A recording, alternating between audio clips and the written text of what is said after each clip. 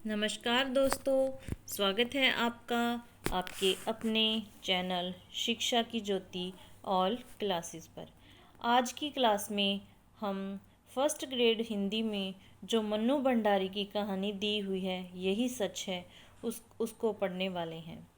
मन्नू भंडारी की जो ये कहानी यही सच है सबसे लोकप्रिय कहानी है, जिस पर रजनीगंधा नाम से एक फिल्म भी बनी है और फिल्म सफल भी हुई। घर की चार दीवारी से बाहर निकलकर मानसिक, शारीरिक और सामाजिक रूप से मुक्त दो पुरुषों के प्रेम में डूबी स्त्री मन की आंतरिक आंतरिक उहापोह को इस कहानी में व्यक्त किया गया है। मन्नू भंडारी का जन्म की बात करें तो 3 अप्रैल 1931 में हुआ था और उन्होंने यह कहानी डायरी शैली में लिखी हुई है। तो आओ पढ़ते हैं हम इस कहानी को। ये कहानी में एक दीपा नाम की नायिका होती है और संजय और निशीत नाम के दो नायक होते हैं। तो हम आओ पढ़ते हैं। कहानी की शुरुआत कानपुर से होती है। दीपा उस टाइम कानपुर में होती है। सामने आंगन में फैली धूप सिमटकर दीवारों पर चढ़ गई और कंधे पर बस्ता लटकाए नन्हे नन्हे बच्चों के झुंड दिखाई दिए। तो एकाएक ही मुझे समय का आभास हुआ। घंटा भर हो गया यहाँ खड़े खड़े और संजय का अभी तक पता नहीं। झुंझलाती सी मैं कमरे में आती हूँ। कोने में रखी मेज़ पर किताबें बिखरी पड़ी हैं, कुछ खुली कुछ बंद। एक क्षण मैं उन्हें देखती रहती हूँ, फिर निरुद्देश्य सी कपड़ों की अलमारी खोलकर सरसरी सी नज़र से कपड़े देखती हूँ। सब बिखरे पड़े हैं। इतनी देर यों ही व्यर्थ खड़ी रही, इन्हें ही ठीक कर लेती, पर मन नहीं करता और फिर बंद कर देती हूँ। नहीं आना था तो व्यर्थ ही मुझे समय क्यों दिया। फिर यह कोई आज की बात है। हमेशा संजय अपने बताए हुए समय से घंटे 2 घंटे देरी करके आता है और मैं हूँ कि उसी क्षण से प्रतीक्षा करने लगती हूँ। उसके बाद लाख कोशिश करके भी तो मैं किसी काम में अपना मन नहीं लगा पाती। वह क्यों नहीं समझता कि मेरा समय बहुत अमूल्य है। थीसिस पूरी करने के लिए अब मुझे अपना सारा समय पढ़ाई में ही लगाना चाहिए, पर यह बात उसे कैसे समझाऊं। मेज़ पर बैठकर मैं फिर पढ़ने का उपक्रम करने लगती हूँ, पर मन है कि लगता ही नहीं। पर्दे के जरा से हिलने से दिल की धड़कन बढ़ जाती है और बार बार नज़र घड़ी के सरकते हुए कांटों पर दौड़ जाती है। हर समय यही लगता है कि वह आया। तभी मेहता साहब की 5 साल की छोटी बच्ची चिलचिलती झिझकती सी कमरे में आती है। आंटी, हमें कहानी सुनाओगे? नहीं, अभी नहीं, पीछे आना, मैं रुखाई से जवाब देती हूँ। वह भाग जाती है। ये मिसेस मेहता भी एक ही हैं। यों तो महीनों शायद मेरी सूरत नहीं देखती, पर बच्ची को जब तक मेरे सिर खाने को भेज देती है। मेहता साहब तो फिर भी कभी कभी 8-10 दिन में खैरियत पूछ ही लेते हैं, पर वे तो बेहद अकड़ू मालूम होती है। अच्छा ही है, ज़्यादा दिलचस्पी दिखाती तो मैं क्या इतनी आज़ादी से घूम फिर सकती थी। खट खट खट, वही परिचित पद ध्वनि। तो आ गया संजय। मैं बरबस ही अपना सारा ध्यान पुस्तक में केंद्रित कर लेती हूँ। रजनीगंधा के ढेर सारे फूल लिए संजय मुस्कुराता सा दरवाजे पर खड़ा है। मैं देखती हूँ पर मुस्कुराकर स्वागत नहीं करती। हंसता हुआ वह आगे बढ़ता है और फूलों को मेज पर पटक कर पीछे से मेरे दोनों कंधे दबाता हुआ पूछता है, बहुत नाराज हो? रजनीगंधा की महक से जैसे सारा कमरा महकने लगता है। मुझे क्या करना है नाराज होकर? रुखाई से मैं कहती हूँ। वह कुर्सी सहित मुझे घुमाकर अपने सामने कर लेता है और बड़े दुलार के साथ ठोडी उठाकर कहता, तुम ही बताओ क्या करता। क्वालिटी में दोस्तों के बीच फंसा था, बहुत कोशिश करके भी उठ नहीं पाया। सबको नाराज़ करके आना अच्छा भी नहीं लगता। इच्छा होती है कि कह दूं, तुम्हें दोस्तों का ख्याल है, उनके बुरा मानने की चिंता है, बस मेरी ही नहीं, पर कुछ कह नहीं पाती। एक टक उसके चेहरे की और देखती रहती हूँ। उसके सांवले चेहरे पर पसीने की बूंदें चमक रही हैं। कोई और समय होता तो मैंने अपने आंचल से इन्हें पोंछ दिया होता, पर आज नहीं। वह मंद मंद मुस्कुरा रहा है, उसकी आंखें क्षमा याचना कर रही हैं, पर मैं क्या करूं? तभी वह अपनी आदत के अनुसार कुर्सी के हत्थे पर बैठकर मेरे गाल सहलाने लगता है। मुझे उसकी इसी बात पर गुस्सा आता है। हमेशा इसी तरह से करेगा और फिर हमेशा इसी तरह से करेगा और फिर दुनिया भर का लाड़ दुलार दिखलाएगा। वह जानता जो है कि उसके आगे मेरा क्रोध टिक नहीं पाता। फिर उठकर वह फूलदान के पुराने फूल फेंक देता है और नए फूल लगाता है। फूल सजाने में वह कितना कुशल है। एक बार मैंने यों ही कह दिया कि मुझे रजनीगंधा के फूल बड़े पसंद हैं, तो उसने नियम ही बना लिया कि हर चौथे दिन ढेर सारे फूल लाकर मेरे कमरे में लगा देता है। और अब तो मुझे भी ऐसी आदत हो गई कि एक दिन भी कमरे में फूल ना रहें तो न पढ़ने में मन लगता है और न सोने में। ये फूल जैसे संजय की उपस्थिति का आभास देते रहते हैं। थोड़ी देर बाद हम घूमने निकल जाते हैं। एकाएक ही मुझे इरा के पत्र की बात याद आती है, जो बात सुनने के लिए मैं सवेरे से ही आतुर थी। इस गुस्सेबाजी में जाने कैसे उसे भी भूल गई। सुनो, इरा ने लिखा है कि किसी दिन भी मेरे पास इंटरव्यू का बुलावा आ सकता है, मुझे तैयार रहना चाहिए। कहाँ? कलकत्ता से। कुछ याद करते हुए संजय पूछता है और फिर एकाएक ही उछल पड़ता है, यदि तुम्हें वह जॉब मिल जाए तो मज़ा आ जाए दीपा, मज़ा आ जाए। हम सड़क पर हैं, नहीं तो अवश्य ही उसने आवेश में आकर कोई हरकत कर डाली होती। जाने क्यों मुझे उसका इस प्रकार प्रसन्न होना अच्छा नहीं लगता। क्या वह चाहता है कि मैं कलकत्ता चली जाऊं, उससे दूर? तभी सुनाई देता है, तुम्हें यह जॉब मिल जाए तो मैं अपना तबादला कलकत्ता ही करवा लूँगा, हेड ऑफिस में, जहाँ की रोज़ की किचकिच से तो मेरा मन उब गया है। कितनी ही बार सोचा है कि तबादले की कोशिश करूं, पर तुम्हारे ख्याल ने हमेशा मुझे बांध लिया। ऑफिस में शांति हो जाएगी, पर मेरी शामें कितनी वीरान हो जाएंगी। उसके स्वर की आर्द्रता ने मुझे छू लिया। एकाएक ही मुझे लगने लगा कि रात बड़ी सुहावनी हो चली है। हम दूर निकलकर अपनी प्रिय टेकरी पर जाकर बैठ जाते हैं। दूर दूर तक हल्की सी चांदनी फैली हुई है और शहर की तरह यहाँ का वातावरण धुएं से भरा हुआ नहीं है। वह दोनों पैर फैलाकर बैठ जाता है और घंटों मुझे अपने ऑफिस के झगड़े की बात सुनाता है और फिर कलकत्ता जाकर साथ जीवन बिताने की योजनाएं बनाता है। मैं कुछ नहीं बोलती, बस एकटक उसे देखती रहती हूँ। जब वह चुप हो जाता है तो बोलती हूँ, मुझे तो इंटरव्यू में जाते हुए बहुत डर लगता है। पता नहीं कैसे क्या पूछते होंगे। मेरे लिए तो यह पहला ही मौका है। ये वह खिलखिलाकर हंस पड़ता है। तुम भी एक ही मूर्ख हो। घर से दूर यहाँ कमरा लेकर अकेली रहती हो, रिसर्च कर रही हो, दुनिया भर में घूमती फिरती हो और इंटरव्यू के नाम से डर लगता है, क्यों?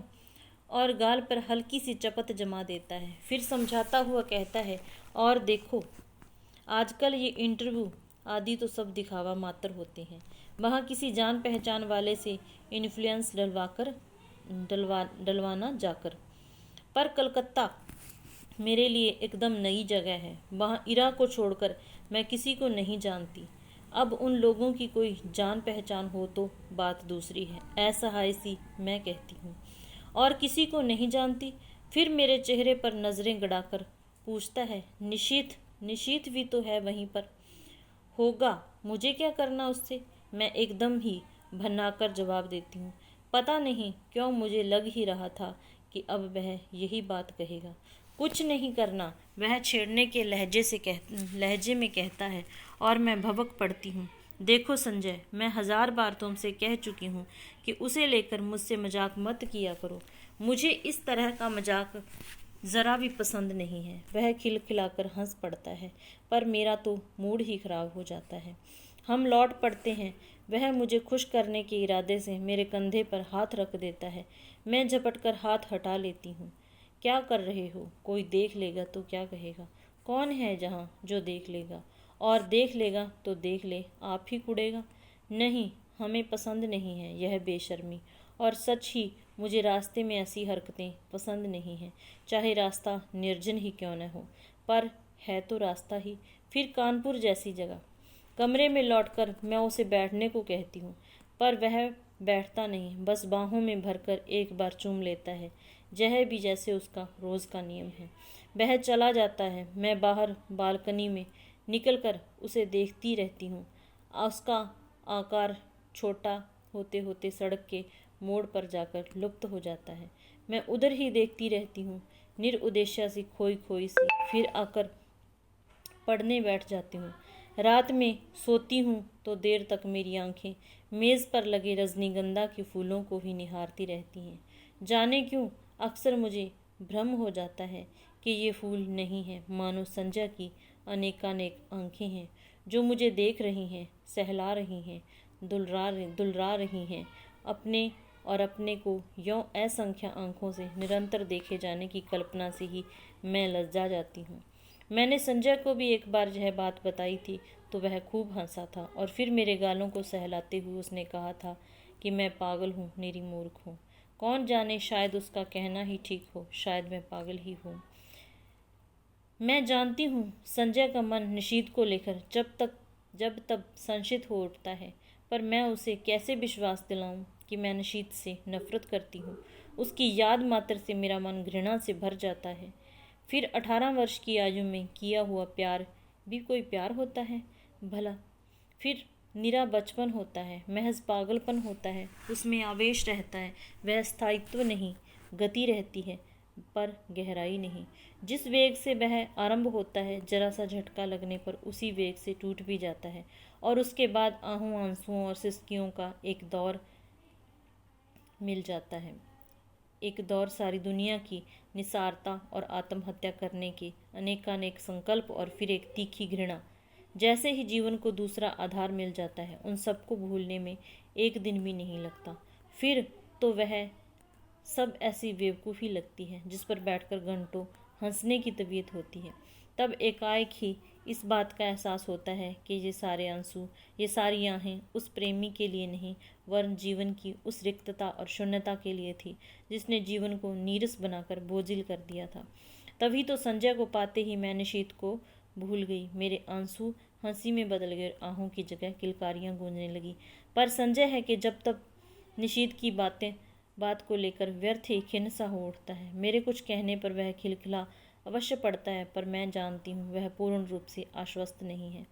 उसे कैसे बताऊं कि मेरे प्यार का, मेरी कोमल भावनाओं का, भविष्य की मेरी अनेकानेक योजनाओं का एकमात्र केंद्र ही संजय है। यह बात दूसरी है कि चांदनी रात में किसी निर्जन स्थान में पेड़ तले बैठकर मैं भी अपनी थीसिस की बात करती हूँ, या वह भी अपने ऑफिस की मित्रों की बातें करता है, या हम किसी और विषय पर बात करने लगते हैं। पर इस सब का यह मतलब तो नहीं कि हम प्रेम नहीं करते। वह क्यों नहीं समझता कि आज हमारी भावुकता यथार्थ में बदल गई है। सपनों की जगह हम वास्तविकता में जीते हैं। हमारे प्रेम की परिपक्वता मिल गई है, जिसका आधार पाकर वह अधिक गहरा हो गया है, स्थायी हो गया है। पर संजय को कैसे समझाऊं यह सब? कैसे उसे समझाऊं कि निशीथ ने मेरा अपमान किया है, ऐसा अपमान जिसकी कचोट में से मैं आज भी तिलमिला जाती हूँ। संबंध तोड़ने से पहले एक बार तो उसने मुझे बताया होता कि आखिर मैंने ऐसा कौन सा अपराध कर डाला जिसके कारण उसने मुझे इतना कठोर दंड दे डाला। सारी दुनिया की वत्सना, तिरस्कार, परिहास और दया का विष मुझे पीना पड़ा। विश्वासघाती, नीच कहीं का। और संजय सोचता है कि आज भी मेरे मन में उसके लिए कोई कोमल स्थान है। छी, मैं उससे नफरत करती हूँ और सच पूछो तो अपने को भाग्यशाली समझती हूँ कि मैं एक ऐसे व्यक्ति के चंगुल में फंसने से बच गई जिसके लिए प्रेम महज एक खिलवाड़ था। संजय, यह तो सोचो कि यदि कोई ऐसी बात होती तो क्या मैं तुम्हारे आगे, तुम्हारी हर उचित अनुचित चेष्टा के आगे यों आत्मसमर्पण करती, तुम्हारे चुम्बनों, तुम्हारे आलिंगनों में अपने को यों बिखरने देती? जानते हो, विवाह से पहले कोई भी लड़की किसी को इन सब का अधिकार नहीं देती, पर मैंने दिया। क्या केवल इसीलिए नहीं कि मैं तुम्हें प्यार करती हूँ, बहुत बहुत प्यार करती हूँ। विश्वास करो संजय, तुम्हारा मेरा प्यार ही सच है। निशीथ का प्यार तो मात्र छल था, भ्रम था, झूठ था। परसों मुझे कलकत्ता जाना है, बड़ा डर लग रहा है, कैसे क्या होगा। मान लो इंटरव्यू में बहुत नर्वस हो गई तो संजय को कह रही हूँ कि वह भी साथ चले, पर उसे ऑफिस से छुट्टी नहीं मिल सकती। एक तो नया शहर, फिर इंटरव्यू, अपना कोई साथ होता तो बड़ा सहारा मिल जाता। मैं कमरा लेकर अकेली रहती हूँ, यूँ अकेली घूम फिर भी लेती हूँ। तो संजय सोचता है मुझ में बड़ी हिम्मत है, पर सच बड़ा डर लग रहा है। बार बार मैं यह मान लेती हूँ कि मुझे नौकरी मिल गई और मैं संजय के साथ वहाँ रहने लगी हूँ। कितनी सुंदर कल्पना है, कितनी मादक, पर इंटरव्यू का भय मादकता से भरे इस स्वप्रजाल को छिन्न भिन्न कर देता है। काश संजय भी किसी तरह मेरे साथ चल पाता। कलकत्ता, दीपा जो होती है वो कलकत्ता पहुंच जाती है। गाड़ी जब हावड़ा स्टेशन के प्लेटफॉर्म पर प्रवेश करती है तो जाने कैसी विचित्र आशंका, विचित्र से भय से मेरा मन भर जाता है। प्लेटफॉर्म पर खड़े असंख्य नर नारियों में मैं इरा को ढूंढती हूँ।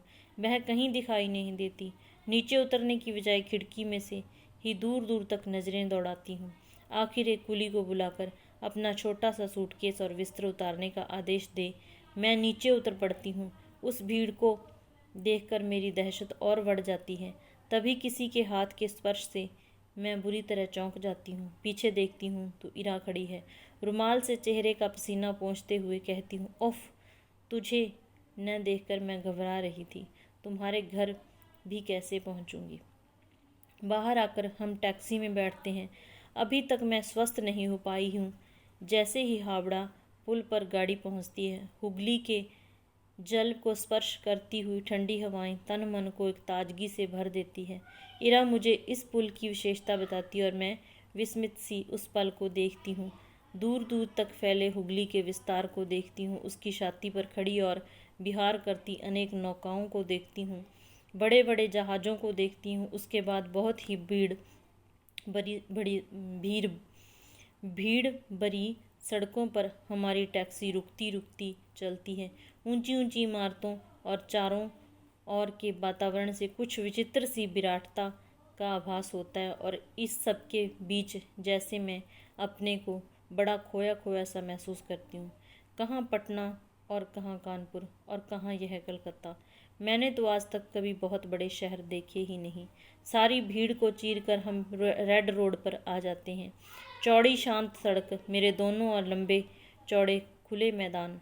क्यों इरा, कौन कौन लोग होंगे इंटरव्यू में? मुझे तो बड़ा डर लग रहा है। अरे सब ठीक हो जाएगा। तू और डर? हम जैसे डरें तो कोई बात भी है। जिसने अपना सारा करियर अपने आप बनाया वह भला इंटरव्यू में डरे? फिर कुछ देर ठहर कर कहती है, अच्छा भैया भाभी तो पटना ही होंगे। जाती है कभी उनके पास भी या नहीं? कानपुर आने के बाद एक बार गई थी। कभी कभी यूँ ही पत्थर लिख देती हूँ। भाई कमाल के लोग हैं, बहन को भी नहीं निभा सके। मुझे यह प्रसंग कतई पसंद नहीं। मैं नहीं चाहती कि कोई इस विषय पर बात करे। मैं मौन ही रहती हूँ। इरा का छोटा सा घर है, सुंदर ढंग से सजाया हुआ। उसके पति के दौरे पर जाने की बात सुनकर पहले तो मुझे अफसोस हुआ था। वे होते तो कुछ मदद ही करते, पर फिर एकाएक लगा कि उनकी अनुपस्थिति में मैं शायद अधिक स्वतंत्रता का अनुभव कर सकूं। उनका बच्चा भी बड़ा प्यारा है।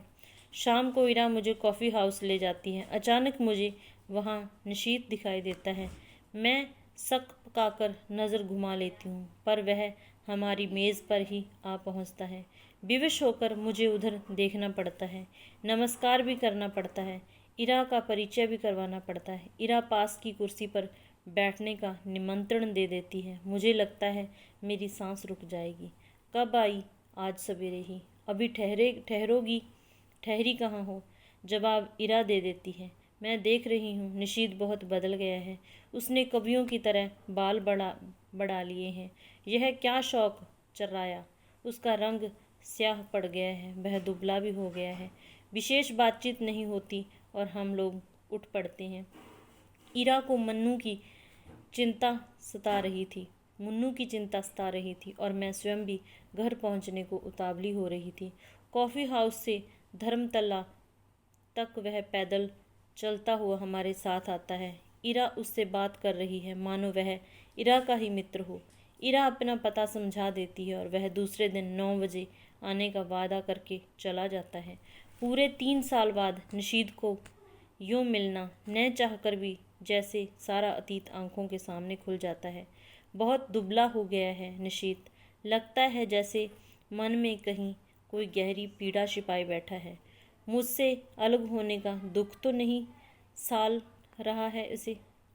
कल्पना चाहे कितनी भी मधुर क्यों न हो, एक तृप्ति युक्त आनंद देने वाली क्यों न हो, पर मैं जानती हूँ यह झूठ है। यदि ऐसा ही था तो कौन उसे कहने गया था कि तुम इस संबंध को तोड़ दो। उसने अपनी इच्छा से ही तो यह सब किया था। एकाएक ही मेरा मन कटु हो जाता है। यही तो है वह व्यक्ति जिसने मुझे अपमानित करके सारी दुनिया के सामने छोड़ दिया था, महज उपहास का पात्र बनाकर। ओह, क्यों नहीं मैंने उसे पहचानने से इनकार कर दिया। जब वह मेज के पास आकर खड़ा हुआ तो क्यों नहीं मैंने कह दिया कि माफ़ कीजिए, मैं आपको पहचानती नहीं। जरा उसका खिसियाना तो देखती। वह कल भी आएगा। मुझे उसे साफ साफ मना कर देना चाहिए था कि मैं उसकी सूरत भी नहीं देखना चाहती। मैं उससे नफरत करती हूँ। अच्छा है, आए कल। मैं उसे बता दूंगी कि जल्दी ही मैं संजय से विवाह करने वाली हूँ। यह भी बता दूंगी कि पिछला सब कुछ भूल चुकी हूँ। यह भी बता दूंगी कि उससे घृणा करती हूँ और उसे ज़िंदगी में कभी माफ़ नहीं कर सकती। यह सब सोचने के साथ साथ जाने क्यों मेरे मन में यह बात भी उठ रही थी कि 3 साल हो गए, अभी तक निशीत ने विवाह क्यों नहीं किया। करे ना करे मुझे क्या वह आज भी मुझसे कुछ उम्मीद रखता है। हूँ मूर्ख कहीं का। संजय, मैंने तुमसे कितना कहा था कि तुम मेरे साथ चलो, पर तुम नहीं आए इस समय, जबकि मुझे तुम्हारी इतनी ज़्यादा याद आ रही है। बताओ मैं क्या करूं? नौकरी पाना इतना मुश्किल है, इसका मुझे गुमान तक नहीं। इरा कहती है कि 150 की नौकरी के लिए खुद मिनिस्टर तक सिफारिश करने पहुंच जाते हैं। फिर यह तो 300 का जॉब है। निशीत सवेरे से शाम तक इसी चक्कर में भटका है, यहाँ तक कि उसने अपने ऑफिस से भी छुट्टी ले ली है। वह क्यों मेरे काम में इतनी दिलचस्पी ले रहा है? उसका परिचय बड़े बड़े लोगों से है और वह कहता है कि जैसे भी होगा सॉरी, वह काम मुझे दिलाकर ही मानेगा। पर आखिर क्यों?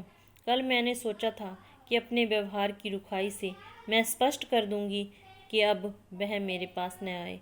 8:45 बजे के करीब जब मैं अपने टूटे हुए बाल फेंकने खिड़की पर गई तो देखा घर से थोड़ी दूरी पर निशीत टहल रहा था। वही लंबे बाल, कुर्ता पजामा। तो वह समय से पहले ही आ गया था।